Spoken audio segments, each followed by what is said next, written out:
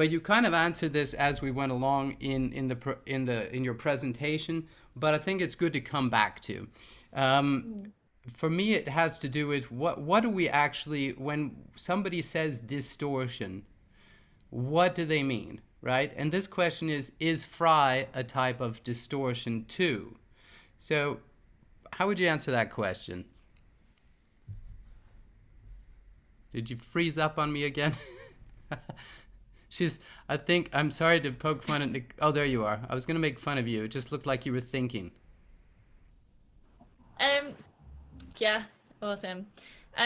Yeah, so I was saying that this is debated a lot in the literature, in research, because yes, there is like audible like popping with vocal fry, and vocal fry is essentially, it's like a long adduction period and then it kind of just releases, and that's where you get that like popping sound, but it is still periodic.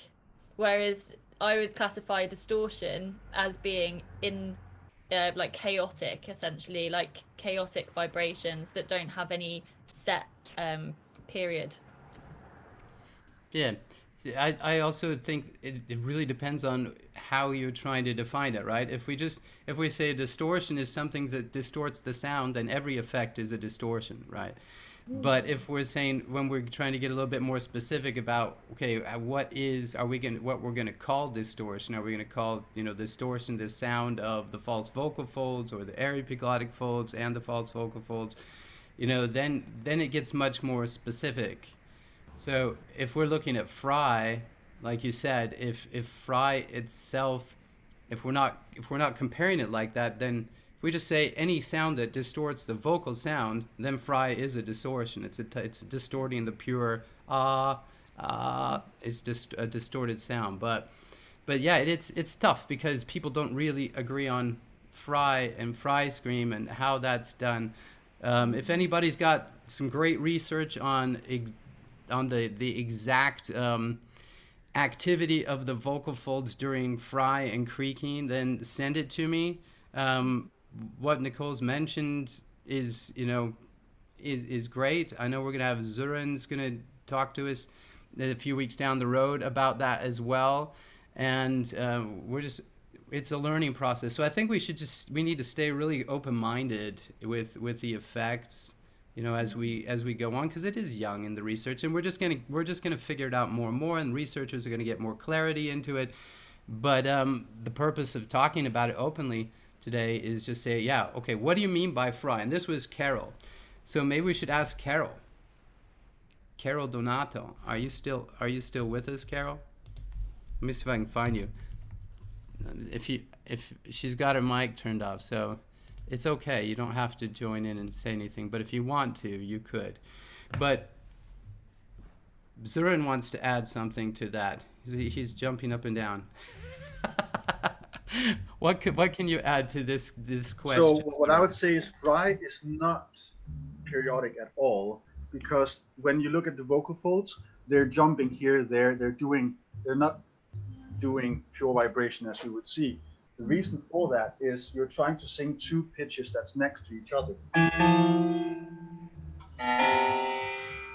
But connecting that sound into one, that's the reason for it.